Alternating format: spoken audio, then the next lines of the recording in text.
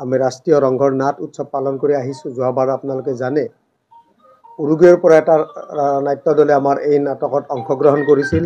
বলিউডৰ পৰা NSDৰ পৰা আমাৰ গোটেই ভাৰতবৰ্ষক সামৰি যিবিলাকক নাট্য দল আছে প্ৰায় নাট্য দলবিলাকক আমি আমন্ত্ৰণ কৰি বিগত দিনত ইয়াতে আমি নাট মঞ্চস্থ কৰা হৈছিল। এইবাৰ 31 সংখ্যক ৰাষ্ট্ৰীয় ৰংঘৰ নাট উৎসৱ 25 ডিচেম্বৰ আৰু 28 ডিচেম্বৰৰ ভিতৰত হ'ব। এক বৰ্ণাঢ্য কাৰ্যসূচীৰে আমি জিলা পুথিভঁৰালত এই কাৰ্যসূচী ৰূপায়ণ কৰিম। আমাৰ 25 ডিচেম্বৰত আনুষ্ঠানিকভাৱে উন্মোচন কৰিব এই নাট উৎসৱ আমাৰ সকলোৰে শ্ৰদ্ধাৰ মাননীয় সাংসদ ভুৱনেশ্বৰ কলিতা ডাঙৰীয়া। এইবাৰ দিল্লী, মুম্বাই, কলকাতা আৰু অসমৰ বিভিন্ন স্থানৰ পৰা আমাৰ ইয়াতে নাট মঞ্চস্থ কৰা হ'ব। মুঠ 7খন নাট।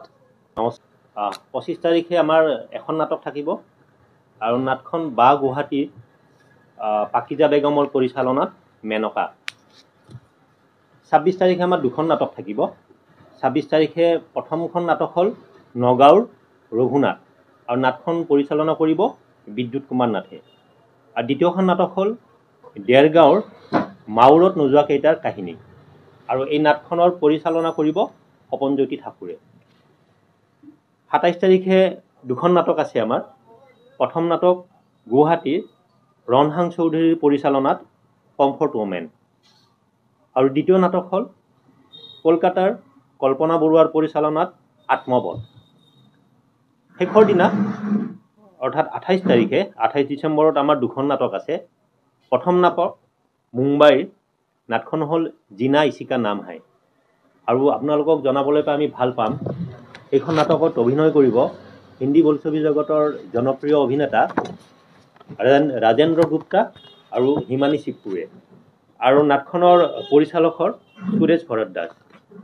28 তাৰিখে দ্বিতীয়খন নাটক হ'ল নতুন দিল্লীৰ দ্য জু ষ্টৰী। এই নাটখনৰ পৰিচালনা উৎপল বৰাৰ, অভিনয় কৰিব সুমন বৈদ্য আৰু পৰাগ শৰ্মা। এই আটাইকেইজনে NSDৰ প্ৰফেচাৰ হয়।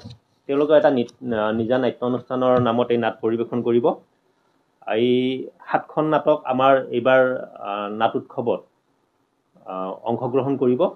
এইখিনি আমাৰ নাটক সম্পৰ্কে ক'ব লগা আছিলে আৰু আমি আমাৰ ৰংঘৰৰ তৰফৰ পৰা আপোনালোকৰ জৰিয়তে সমূহ বৰপেটাবাসীৰ লগতে অসমৰ সকলো ৰাইজকে অনুৰোধ জনাম যে আপোনালোকে নাট উৎসৱত উপস্থিত থাকক, আমাৰ লগত সক্ৰিয় সহায় সহযোগিতা কৰক। এইখিনিয়ে মোৰ ক'ব লগা আছিলে।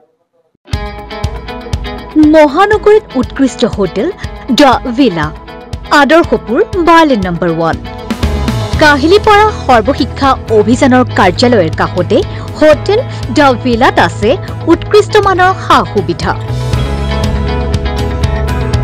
য'ত আছে আটকধুনীয়া কোঠা, লগতে পাব লাক্সাৰী সুইট আৰু ডিলাক্স ৰুম। তদুপৰি ৰেষ্টুৰেণ্টত পাব আপোনাৰ মন পচন্দৰ সুস্বাদু খাদ্য আৰু পাব বাৰ আৰু ছুইমিং পুল। দ্য ভিলাত পাব আপুনি নৈসংগিক পৰিৱেশ আৰু সুস্বাদু খাদ্যৰ সম্ভাৰ।